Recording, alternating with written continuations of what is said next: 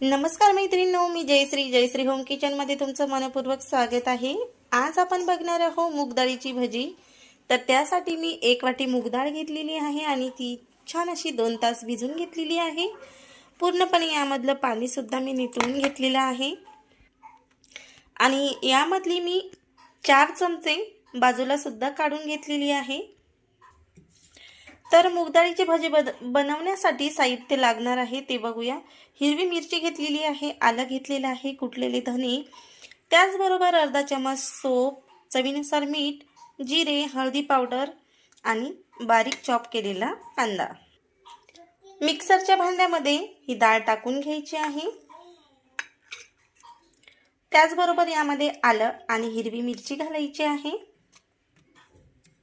आणि जाडसर असं याचं मिश्रण बनवून घ्यायचं आहे।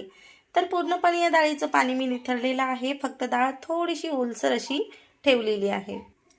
मिक्सर आहे, जाडसर दळून घेणार आहोत आपण।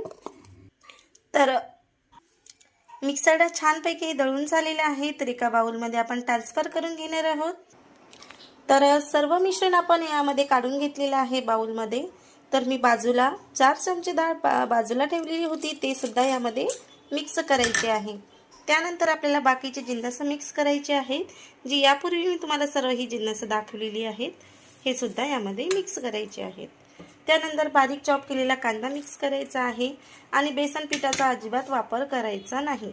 तर सर्व मिश्रण आपण एकजीव करून घेणार आहोत। यामध्ये तुम्ही भरपूर सारी कोथिंबीर सुद्धा घालू शकता, पण माझ्याकडे अवेलेबल नसल्यामुळे मी स्किप केलेली आहे। तर मिश्रण एकजीव छान करून घ्यायचं आहे आणि कढईमध्ये मी छान असं तेल तापवायला ठेवलेलं आहे। तेल सुद्धा आपल्याला कडकडीत असं गरम करायचं आहे। तर इथं बघू शकता तुम्ही सर्व मिश्रण एकजीव करून झालेलं आहे। बेसनाची कांदा भजी तर आपण नेहमीच खातो, कधीतरी मूग डाळीची भजी तुम्ही अशी ट्राय केलेली आहेत का? तर एक वेळेस नक्की ट्राय करून बघा। चवीला तर अप्रतिम लागतातच, पण हेल्दी सुद्धा आहेत। तर आपण हे फ्राय करून घेऊया। तेल आपलं छान मस्तपैकी असं कडकडीत गरम झालेलं आहे। तर आपण आता ही भजी घालणार आहोत। तर हव्या त्या साईजमध्ये तुम्ही ही भजी बनवू शकता।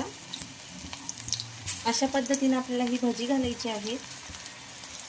तर अशा पद्धतीने आपली भजी टाकून झालेली आहे आणि मी अजिबात इथे कुठलाही बेसनाचा वापर केलेला नाही, तरी सुद्धा बघू शकता अतिशय कुरकुरीत आणि क्रंची ही भजी होतात आणि हेल्दी सुद्धा आहे।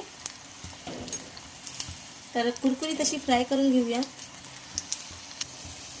तर मस्तपैकी अशी आपली कुरकुरीत अशी भजी फ्राय झालेली आहे। सेम अशाच पद्धतीने तुम्ही मुंगवडा सुद्धा बनवू शकता। तर इथे बघू शकता।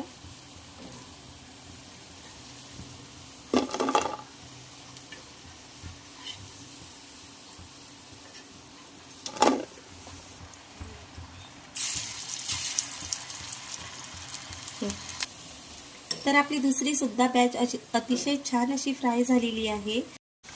तर अशा पद्धतीने आपली कुरकुरीत गरमागरम अशी मूग डाळीची भजी रेडी झालेली आहे। तर इथं बघू शकता, धुंद पावसामध्ये गरमागरम मूग भजी खाण्याची वेगळीच मजा असते। तर एक वेळेस ही भजी तुम्ही नक्की ट्राय करा। तर अशा पद्धतीने ही सर्व भजी बनवून झालेली आहे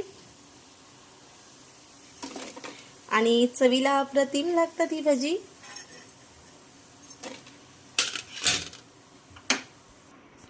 तर रेडी झालेली आहे आपली गरमागरम भजी। तर कशी वाटली तुम्हाला रेसिपी नक्की कमेंट करून सांगा। आवडल्यास लाईक शेअर सबस्क्राईब करायला अजिबात विसरू नका आणि असेच माझे छान छान व्हिडिओ बघत राहा। तर इथं बघू शकता तुम्ही अतिशय कुरकुरीत अशी पडू दे, हे बघा, तुम्हाला आवाजावरून कळतच असेल की किती कुरकुरीत अशी आपली भजी झालेली आहे। अतिशय सोप्या अशा पद्धतीने मी रेसिपी दाखवलेली आहे। तर एक वेळेस नक्की ट्राय करा आणि असेच माझे छान छान व्हिडिओ बघत राहा। धन्यवाद।